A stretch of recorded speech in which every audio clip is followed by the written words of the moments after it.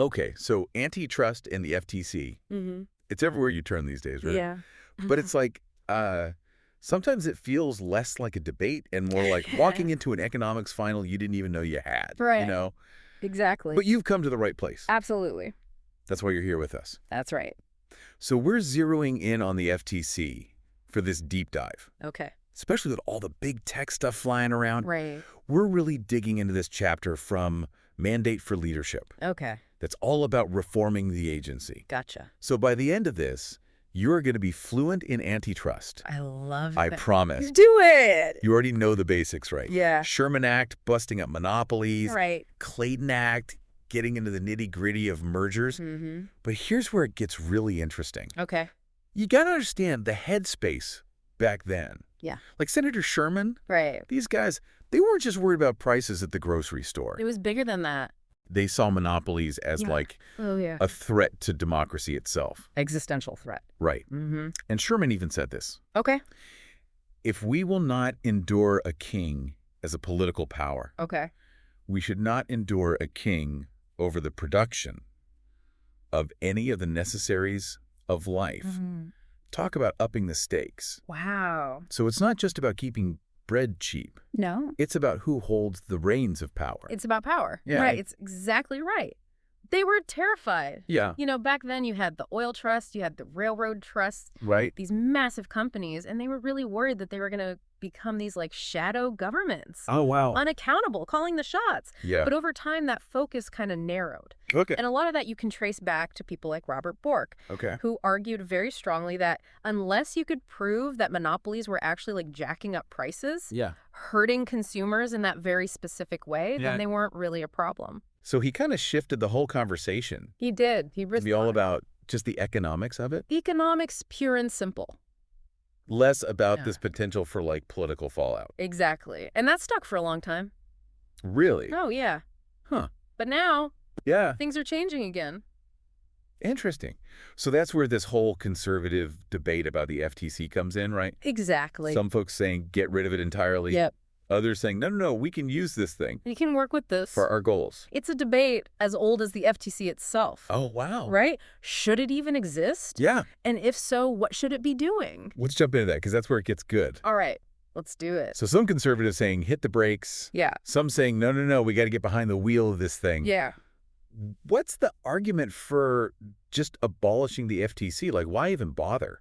It really comes down to this deep suspicion of what they call the administrative state, Okay. which is basically a fancy way of saying all those government agencies. That are making rules, Yeah. enforcing regulations, Yeah. often without like a direct line of accountability Mhm. to voters. Yeah, because the FTC commissioners, they're appointed. They're not elected. That's right. And that rubs some folks the wrong way. Big time. Yeah. Yeah. And they often point back to this recent Supreme Court case Okay. that really threw a wrench into the gears of how much blire these agencies actually have. Okay. The argument is basically, the president's the top dog. Right. So these groups need to be under their thumb a little bit more. So less power to the bureaucrats, more power to the Exact. elected folks. More direct accountability. Mm. That's it. Okay. But then you've got the other side of the conservative coin. Yeah.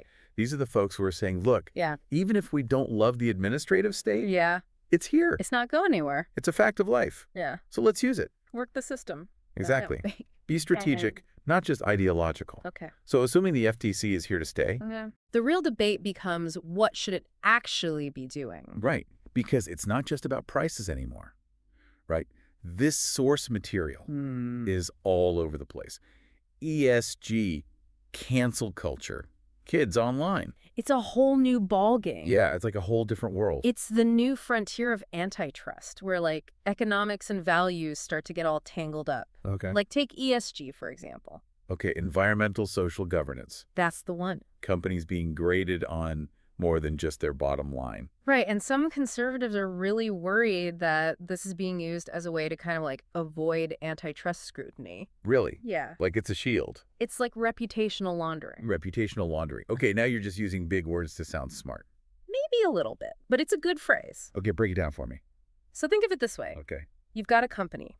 Okay. Maybe they're doing some things that would normally raise some eyebrows in terms of antitrust. Right. Maybe they're preventing competition in a way that could hurt consumers down the line. But Yeah. at the same time, they're spending a ton of money on green tech. Yeah. They're promoting diversity, doing all the things that make them look good. They're checking all the boxes. Exactly. They're building up that social capital Okay. so that if someone comes knocking and says, hey, what about this antitrust thing?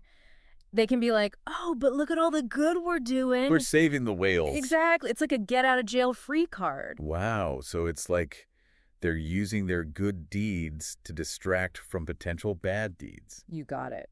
Huh. I never thought of it that way. Yeah. Senator Hawley even grilled Lena Khan about this. Really? Oh, yeah. Wanted to know she was going easy on companies just because they had good ESG scores. And what'd she say? Denied it, of course. Of course. Said good social policies don't give you a free pass to break the law. Right. But the fact that it's even being discussed Yeah. shows you how much this is on people's minds. It's true. It's like nobody's saying, no, don't save the planet, but like, Should that let you off the hook if you're like crushing your competitors? it gets murky. It gets real murky real fast. Fast. Yeah. And this is where someone like Milton Friedman enters the picture, Okay. who famously argued that a company's only social responsibility is Yeah. to increase its profits. Wait, so he's like, forget ethics, just make money. Well, he wouldn't put it that way. Okay. His argument's a little more nuanced than that. Okay. He's basically saying that when companies start dabbling in social or political causes, Yeah. it actually messes with how the free market's supposed to work. Okay, how so? Because company managers, they're supposed to be looking out for their shareholders. Right, the people who own the stock? Exactly. Yeah. And those shareholders, they invested to make money, Right. not to advance some political agenda. So if a CEO's like, let's donate millions to fight climate change, Yeah. Friedman would be like, hold on, now you're spending your shareholders' money. Without their consent. And that, he would argue, is a no-no. Interesting. So he's like, stay in your lane, make money for the people who invested in you, Exactly. and let the chips fall where they may. It's a powerful argument. It carries a lot of weight, especially in conservative circles. Okay, so we've got ESG, we've got Friedman, and then this source material throws cancel culture into the mix. Oh, yeah. Like what? Things are getting spicy. Right. So now the question is, can a bank Okay. or a tech platform, Yeah. can they refuse service based on someone's politics? Wow. Okay, so not just companies squashing competitors, Right. but potentially squashing viewpoints. That's the argument. But it's important to be really specific here. Okay. It's not about just any company Right. refusing service for any reason. Right. We're talking about, say, a bank that's publicly traded, Okay. heavily regulated, Mm. and has a dominant position in the market. Right, like they're the big dog. They're the top dog. If that bank decides, you know what, we're not working with oil and gas companies anymore because we don't like their stance on climate change. It's like they're using their power to push an agenda. There you go. They're picking winners and losers. Right, not just running a business. Exactly. And the argument is that this actually harms competition. How so? Well, think about it. What if you're a smaller bank Okay. and you're thinking about working with those oil and gas companies, Right. but you're also worried about being canceled yourself? Oh, wow. So it's like this chilling effect on the entire industry, That's the idea. just based on one powerful player's views. It gets messy. That is messy. And it all ties back into this bigger worry about concentrated power in general. Right. When you've got just a handful of companies controlling entire industries. Right. It's easier for them to collude, Exactly. to become kingmakers, Oh, yeah. to influence elections. All the things Sherman was worried about. It's like all those old debates about the oil and railroad tycoons. Right. Suddenly they're back with a vengeance. Back in style. It's Yeah. a whole new world. Yeah. But the same old power struggle, Same song and dance. just with a digital beat. Exactly. And speaking of power dynamics, let's talk about a group that often has very little of it. Kids online.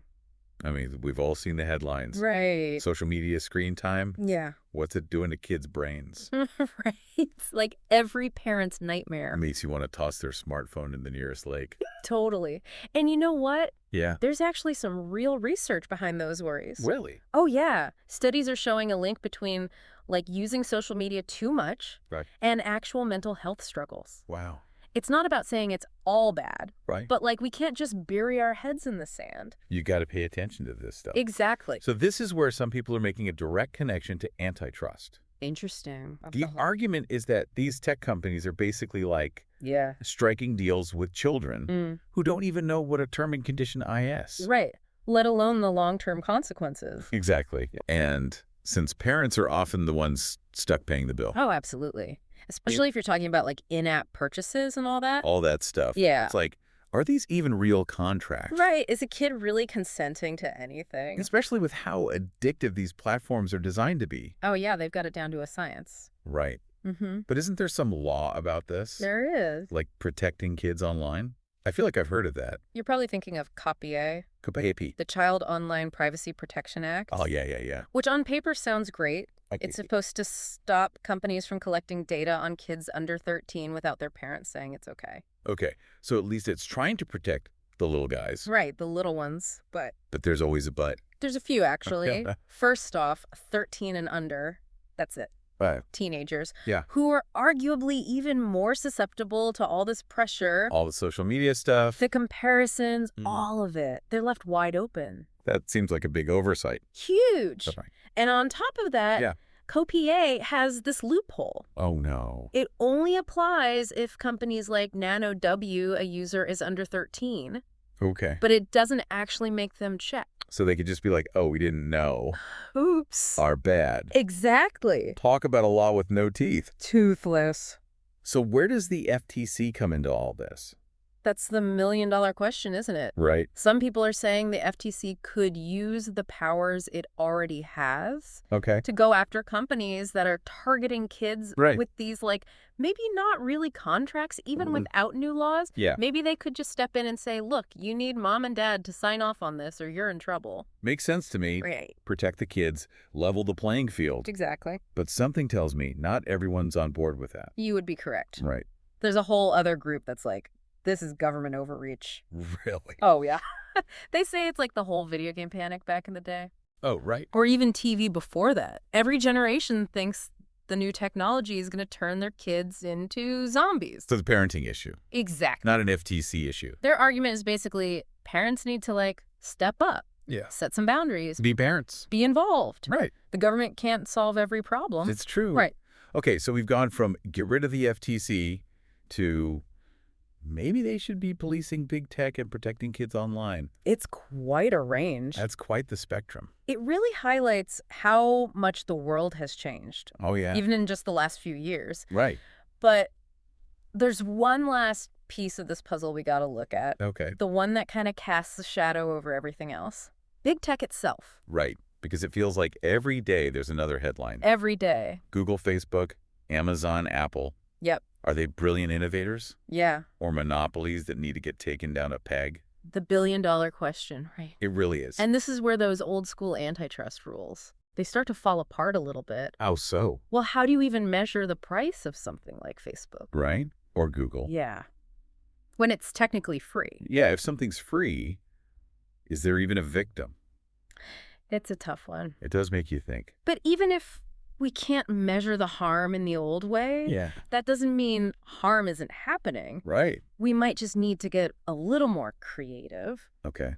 I like where you're going with this. So instead of just looking at, are they fixing prices? Yeah. Are they squashing all their competition? Right. Maybe the FTC needs to start focusing on the bigger picture. Okay. What impact are these platforms having on how we get information? So less about dollars and cents, more about the health of our democracy. There you go. It's a pretty big shift. It is a big shift, Yeah. but some folks are saying it's a long time coming. Interesting. Because if we only look at antitrust through these like really narrow economic blinders, Right. we might miss the forest for the trees. It's like that quote from the source material. Okay. About the cost of error. Oh, yeah. Traditionally, that's been used to say, hands off. Right. Better safe than sorry. Don't mess with the market. Let it do its thing. Exactly. Yeah. But what if the real risk Okay. is doing nothing Ooh. and letting all this concentrated power Yeah. and this potential harm just keep growing? Wow. That kind of flips the script. He does. It's not just about avoiding messing up the market. It's about potentially messing up democracy. Oh. Right? Yeah. Big difference. Huge. So it all boils down to this. Yeah. Do we trust these companies to regulate themselves? Right. Or is it time for the FTC to step in and be like, Look, this is what a healthy digital world looks like. Get on board or get out of the way. Exactly. A nail biter, It is a real cliffhanger. isn't it? So what's the answer? I wish I had one for you. Right? This is a debate that's going to keep going Oh, yeah. long after we're done here. We've barely scratched the surface. But at least now you've got the tools to understand what's really at stake. That's what we're here for. Exactly. Because the future of big tech and the role the FTC plays and all that, Right. it affects every single one of us. No doubt. So we'll leave you with this. Okay. If you were advising the FTC, Yeah. what would you tell them to prioritize? What should their job be in this brave new digital world? Big questions. Think about it. Think about it. Until next time, happy diving. Happy diving, everyone.